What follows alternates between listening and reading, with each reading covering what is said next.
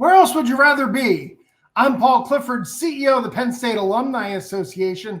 Welcome to the people of Penn State. Each week on the podcast, you can expect to hear the voices of Penn Staters talking about what they're passionate about, and you can expect to feel the pride and the power of the Penn State network. Well, speaking of pride in Penn State, we have a proud alumna joining us today. We are going to be talking to Lisa Lambert. She is the Chief Investment Officer for private markets at the George Kaiser Family Foundation, where she's responsible for managing a $3 billion portfolio of private investments and making new investments in technology areas and of strategic importance to the foundation.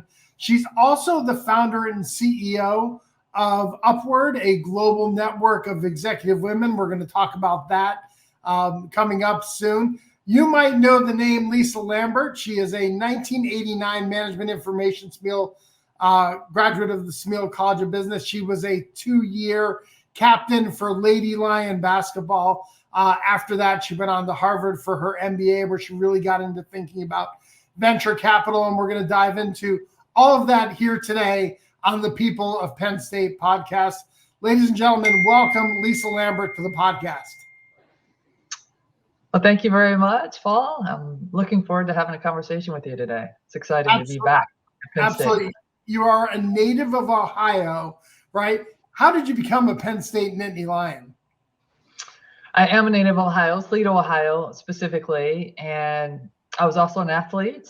I played lots of sports. Basketball was my favorite, of course, and was fortunate to be recruited by Renee Portland, who was the head coach of the women's basketball team at the time. They went through an extensive recruitment process. They evaluate lots and lots of talented athletes. And I was fortunate to be giving a 5-year scholarship, two summers to join the team. I was a power forward and really enjoyed my experience there. I think they were looking for somebody that had kind of the athletic skills, but good, strong academic performance as well. So I was happy to join the team. Well, that's the quintessential Penn State athlete, right? It's the student athlete, and there's a reason why we put student first. And certainly that student piece has served you well now throughout your career. We'll touch on that. But while you were a student here, what are some of the things that kind of stand out to you about your experience? Maybe some things that you were involved off the court, maybe some experiences that are memorable on the court. There's a long list of things.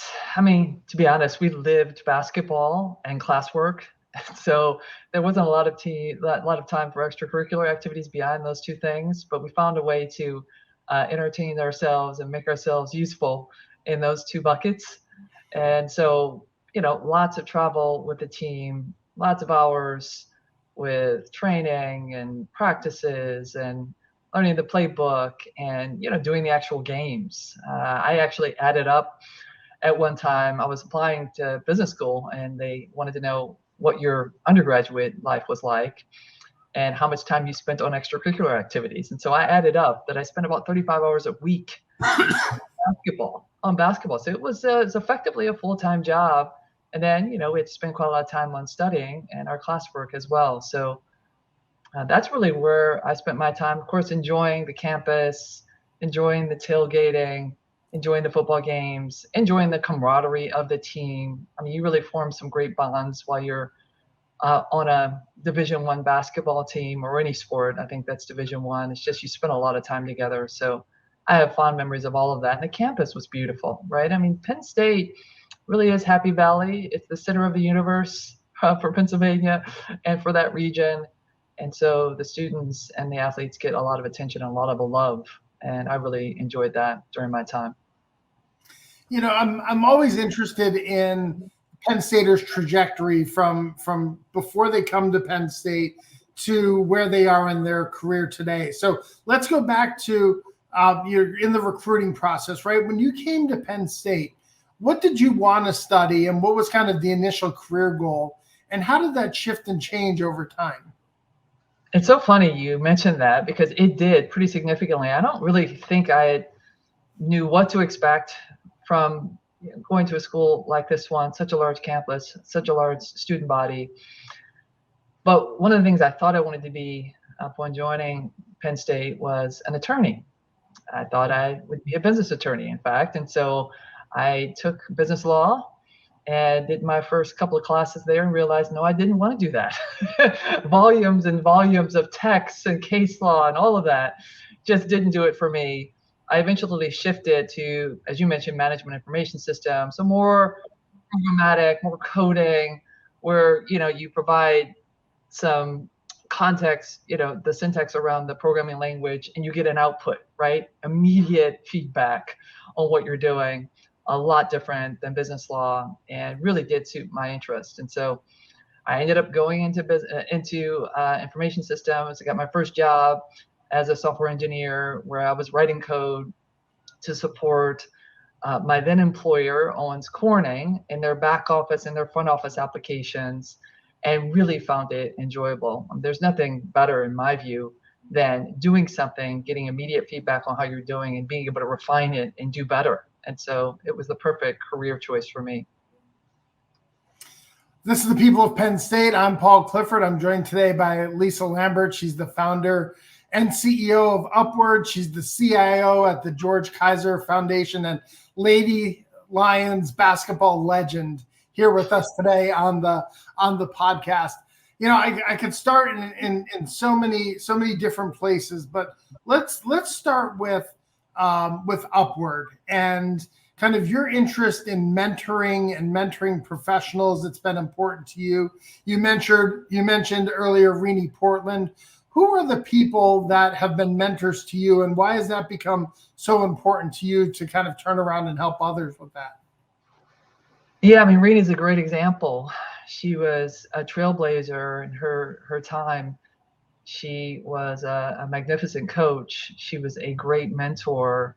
She was a great friend to the women athletes, not just the basketball team, of course, but we had a community amongst the athletes, particularly the ones that played out of Rec Hall, right? Good old Rec Hall. We love Rec Hall. And so there was a good relationship between the coaching team, the coaching staff, and all of the teams in the area.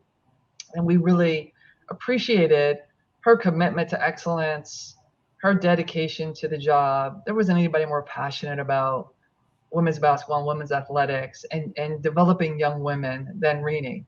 And so she's definitely one of those people that I look back and say she had a tremendous impact on my life at a time where, you're still forming your interest and your personality, your style, relationships and such. And so she's definitely one person that I would highlight. There've been so many people. There's people that I've worked with over the years. John Seitz, Joe Spain, when I was at Owens Corning, are good examples. And lots of mentors in the venture capital and entrepreneurial world, other mentors in my world of venture capital, Andreessen Horowitz, Mark Andreessen, Ben Horowitz, some of the VCs over at Sequoia and Benchmark. They're just top tier in their trade. These are the people that if you're in my business, you look up to, because they've proven over many years and a great track record of being excellent. And so I always look to people that are excellent in their domains and have been mentored by a lot of them. So I'm fortunate in that way. It's interesting.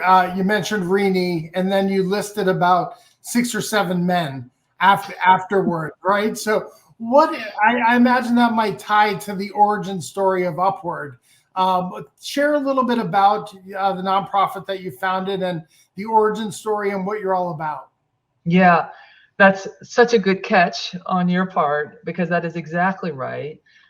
The challenge that I faced, probably midway through my career in venture, was that when you look around the table, both the venture capital table, when you're talking to entrepreneurs, or in a mixed group of anybody in the high tech area here in Silicon Valley, you don't see that many women. And this was particularly the case when I founded Upward, which is in 2013. There was a lot of buzz going on around the high tech world about the lack of diversity, lots of things being written, lots of things being said, not a whole lot of traction being had. And, in that landscape, I said, okay, I can accept the status quo and do nothing about it and become a part of the problem. Or I could take some initiative and may not be able to change the whole world, but certainly could change my little corner of it. I have influence, I have a position, where I can exert that influence, and I wanted to do it. So back in May of 2013, I had my first event. The idea around Upward was it's an executive women's network. So bringing director, VP, and C-level females together, because in the world of Silicon Valley and most industrial areas, you just don't see that many executive women. Lots of up-and-coming women. In fact, I think women get degrees in the US at about the same level as men do, and they enter the workforce at about the same amount as men do. The problem is the leaky pipeline. So as you progress in your career, women tend to fall off the pipeline, and they're not getting those senior positions. I haven't looked at the numbers recently, but they're fairly low, right? The C-level position, I think that maybe 5 to 10% are women. That has improved over the last few years, but it certainly wasn't the case in 2013 when I launched Upward. And the executive levels in general are still small compared to what they should be, given that we enter with the same degrees and the same capabilities in our professional lifetimes, but we don't get those promotions. So the idea around Upward was create a community of executive women where we could encourage and support one another. A lot of your jobs come from your network. Women need to have, especially executive women, need to have a network of people that they're helping get to the next level. So it was designed to be collaborative. It's now evolved to be that network, plus we're providing the right educational tools, like our leadership program, like our board program. We've got mentoring programs. So training to go along with the community is really the right combination, and we've evolved to that over the last few years. But it still punches a big hit, because we are coming together. We've got 29,000 members, and we issue a number of different programs and trainings to our membership, and we continue to grow. So it's amazing, if you'll make a little effort, what you can achieve. I had no idea that I would produce this over the last 10, 11 years with a lot of help from our team and volunteers and our great membership, but we did, and we're continuing to grow. That's right. You mentioned 18 chapters, 60 corporate sponsors, over 29, almost 30,000 members, just unbelievable growth in a relatively short time period. I'm 2013 was the founding of this, and yet, like any driven person, I could hear it in your voice but we're just scratching the surface, right? It's just the tip of the iceberg. So what are kind of the aspirations that you have for growing Upward?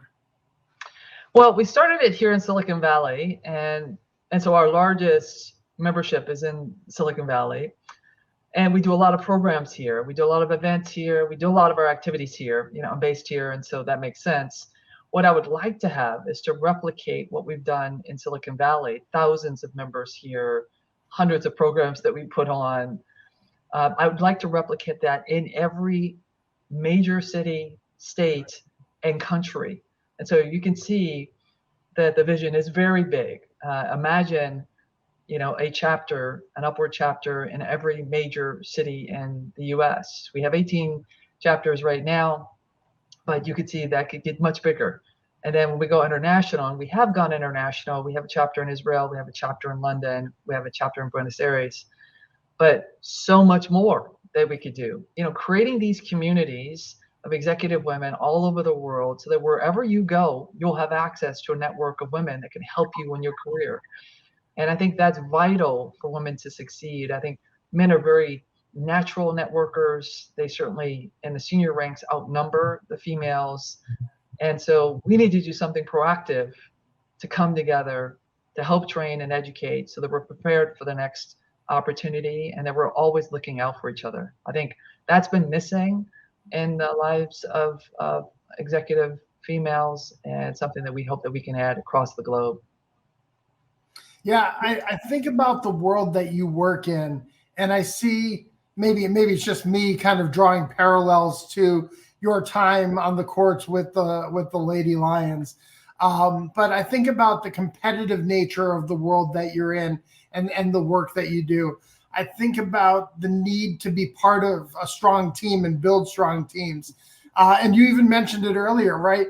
The need to set a standard of excellence, right? You talked about Rini and always striving for excellence. How much of that was part of the foundation that you got here at Penn State, and not only on the court, but in the classroom and in the community?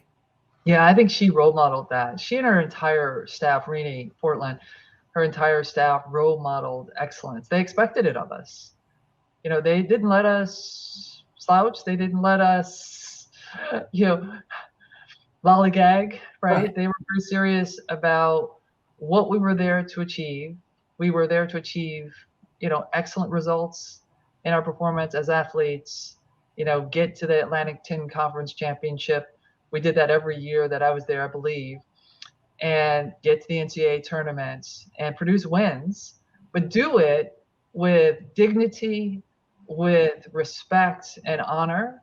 She was very much big on those values, right? We're building a person, we're building a character, we're building somebody that's going to have an impact on the world.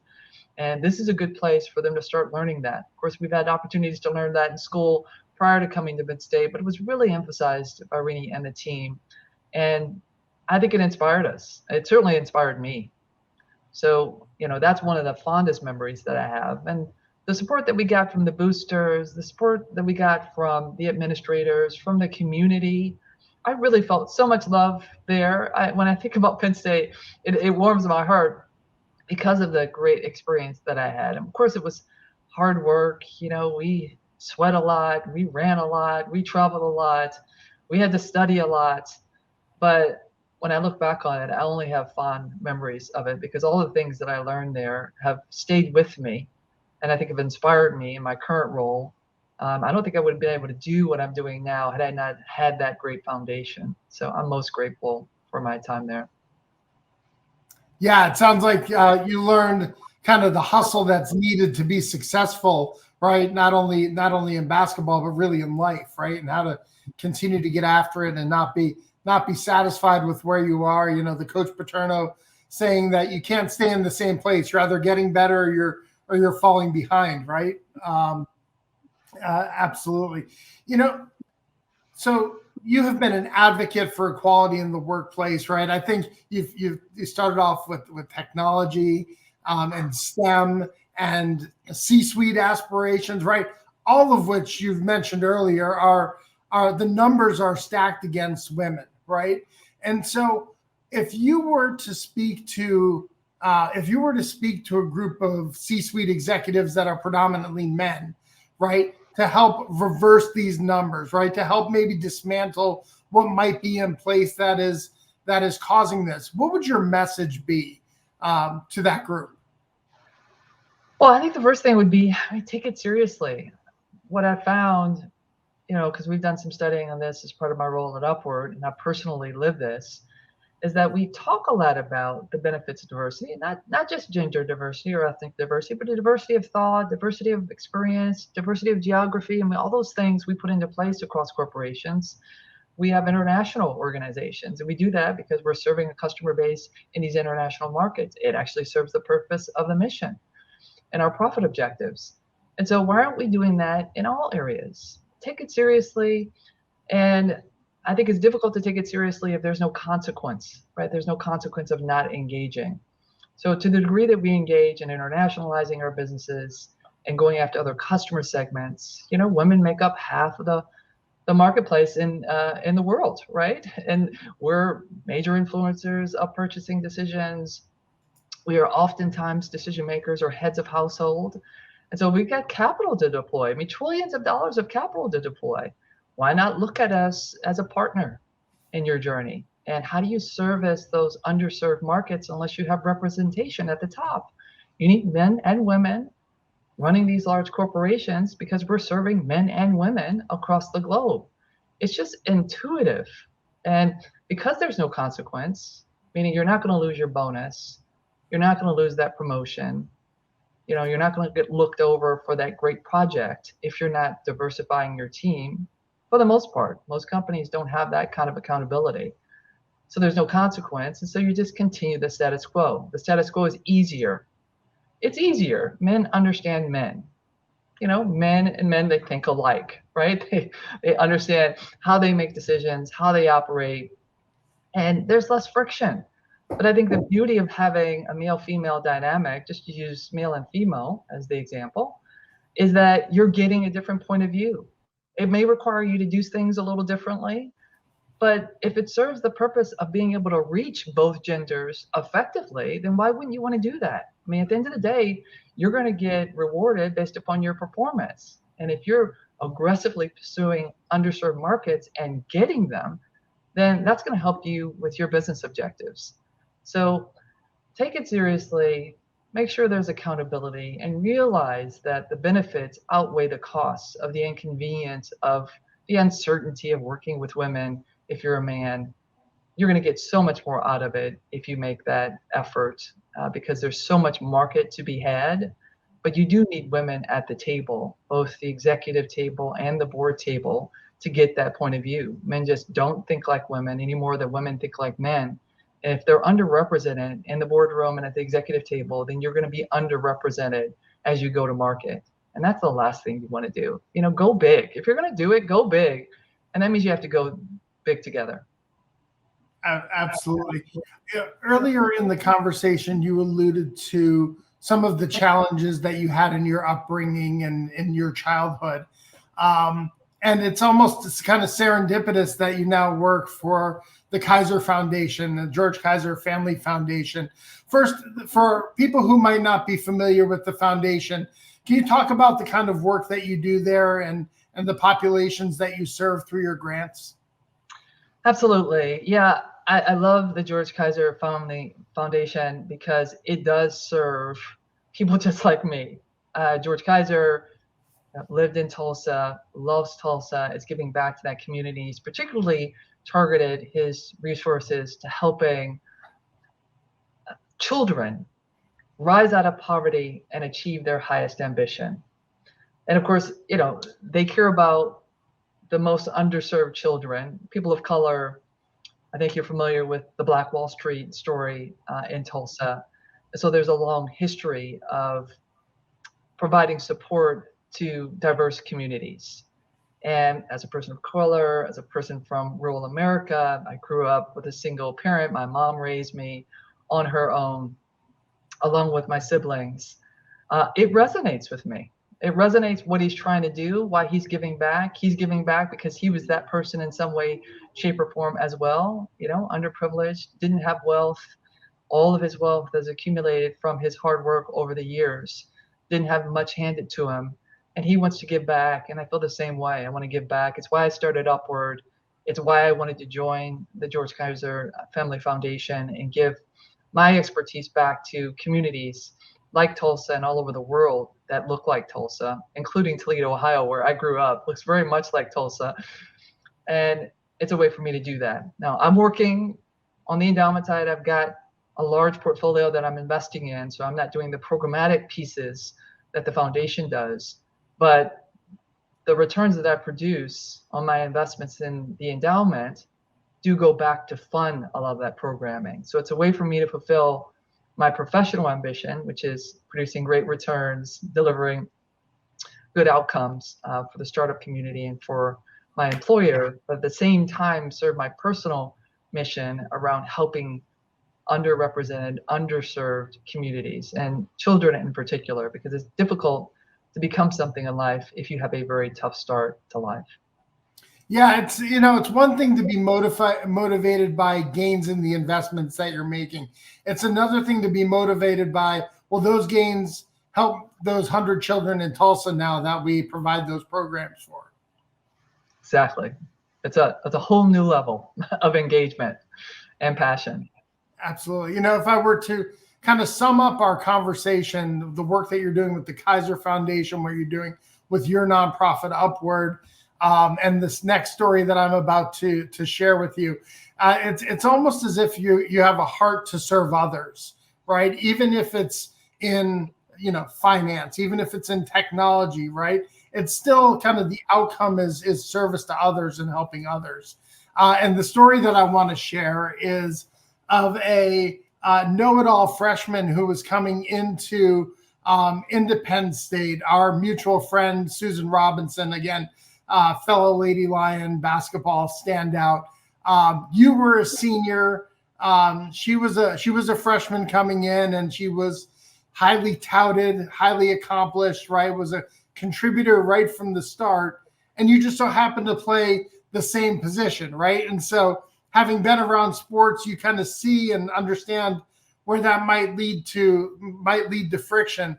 But the thing that stands out to me about Susan was she said, I would not have been an All-American. I would have not been National Player of the Year if it wasn't for someone like Lisa Lambert, who helped me develop into the player that I eventually became. And so, you know, you hear that story. How much of that is true and how much of that is revisionist history? She's a great storyteller. She is so talented. I mean, Susan would have been a rock star wherever she landed. She's got a great moral foundation, a great faith, and a belief in her own self and her own ability. And she's such a hard worker, so strong, so capable. Honestly, I think that she would have been successful had I not been there. I think I did spend some time with her. I got to know her. I think it's difficult for a freshman, particularly for such a standout talent as she is, to integrate, because you don't want to come across as being egotistical or self-promoting. And so perhaps my presence helped guide her in some ways. My friendship probably provided some comfort for her, you know, in a world of uncertainty she was entering in as an 18-year-old superstar, you know, to the Penn State women's basketball team. But I do think she's an exceptional human being, and she was an outstanding athlete. I mean, she made my practice days difficult. She strong, capable, you know, just really, really tough. And I learned a lot from her, to be perfectly honest, about how to comport myself, how to practice with commitments, how to, you know, be about excellence every day. She was the hardest working person on the team. And so really, it was an honor to work with her. I was just out to Penn State a few months ago. I think it was October, to see the Michigan game, and was able to spend a couple of days with her. And it was just like yesterday, right? Like we just picked up from where we left off. So she's that kind of a person. They call her the mayor of State College because she's very well connected. She relates to everybody. She's a good friend to everybody. And so, yeah, I give her more of the credit than she's giving me, for sure. So this is the People of Penn State. I'm Paul Clifford. I'm joined today by Lisa Lambert. She's the founder and CEO of Upward, the CIO at the George Kaiser Family Foundation, and former Lady Lions standout. Lisa, at the end of every podcast, we like to have a little bit of fun where I just throw some quick hitter questions at you. So if you're up to it, I'm going to ask you about some of your favorite things. Yes, please. Let's go. All right. How about your favorite class at Penn State? Well, after coming out of the business law curriculum, anything in information systems was exciting to me, right? Programming languages, we did business information, accounting information systems. So I think the coding part of my MIS degree was the most interesting, most exciting. What was your most memorable Lady Lions basketball moment? Gosh, there's so many. I don't remember what school we were playing at. I think it was St. Bonaventure. And I'm going up this power move on my left-hand side, so looking like ambidextrous, right? And, you know, make the power move, get the shot, landed on my back, hit my head on the floor, and they rushed over to me. Dan, the man, the assistant coach, came over and said, "Are you okay? Are you okay?" And I said, "Yeah, I think I'm okay. What's your name?" I said, "I don't remember." Something like that. So maybe I'm not okay. Maybe I'm actually concussed, but we got a big laugh at it. Of course, I remembered my name, but I wanted to surprise him because he really was concerned. I mean, I fell hard. So that was a memorable moment, mostly because of the extraordinary circumstance and the big surprise that I think Dan got when I feigned not knowing who I was. It's unbelievable, today. We grew up around the same time period. What is now kind of taken really seriously, and kind of concussion protocols and all of that, did not exist when we were younger, right? It was almost like if you got hit in the head, it was almost like shake it off and get back in there. My question is, did you make the shot? I made the shot. I made the shot. I did remember that. So, and I'm not sure if you could share the answer to this next question, but I'll put it out there and let you decline if you want. You mentioned that you work with startups. What is either your favorite or the best startup that you've been involved with investing in throughout your career? Oh, that's such a tough one, because whichever company I don't mention will be offended. So there are a lot of really great investments that I've made over the years, either me, myself directly, or members of my team. The largest one that I ever made was an investment in VMware. We made a $218.5 million investment in VMware. It was the largest by far. But I've invested in a number of companies in the energy sector in my last role, which are all inspiring because of the mandate around, cleaning up and transforming our grid networks. And so that's personally inspiring. But I wouldn't want to call out any particulars. Lots and lots of exits, lots of liquidity events, good financial returns, very good financial returns. And so I'm proud of the career overall. And there's so many companies, too many to mention, really, that I could highlight. It's like picking your favorite child, I'd imagine, right? Very much. Your most unusual "we are" moment, either a place where you saw a Penn Stater and you yelled it out, or they recognized you as a Penn Stater and they threw out the "we are." I live in California, so we don't have a lot of "we are" moments here. But I will talk about a "we are" moment that we had that I think everybody had. I had gone to the Rose Bowl game. This was my third time seeing Penn State at a Rose Bowl game last year. And the first two times they played USC and lost. The second one was a heartbreaker because they were up all the way up to the last 6 minutes and then ended up losing in the end. I have no idea how that happened. We were still in shock over that. But last year we went to see them play Utah. And it was raining. It was cold. Like, it's never raining and cold at the Rose Bowl game. It's Southern California, right? I mean, this was just terrible weather. And we were getting soaked, but they won. And you're talking about a "we are" moment. I mean, the crowd erupted in the biggest "we are" moment that I've ever experienced. And I've been to Happy Valley at the Penn State football games, but this was phenomenal. I think all of us were so proud that we got that win, and on such an occasion with, the weather being strange and the rain and the wind, and yet they still achieve their objective. I was just thrilled. I mean, I was thrilled. And so that was probably the best "we are" moment that I've had, certainly in quite a while. Yeah, it's funny that you bring that up, because I had a very similar experience. I've been to 3 Rose Bowls in my career, one with a different institution, and then the last 2 with Penn State. I've been to the 2 coldest Rose Bowls in history, and I've been to the one that rained for the first time in like 40 years that they had rain at the Rose Bowl. So I'm wondering if I'm bad luck. How about, besides women's basketball, what is your favorite sport at Penn State? You know what? I think all of the women's sports, when I was there, gosh, we were great at women's field hockey, volleyball, basketball. I mean, the women's athletics there were just outstanding. I don't know where they are today, but they were phenomenal when I was there. And so I was so proud to be a part of an organization, institution that cared so much about women's athletics that they invested in getting the best talent to come. And, that includes the coaches, right?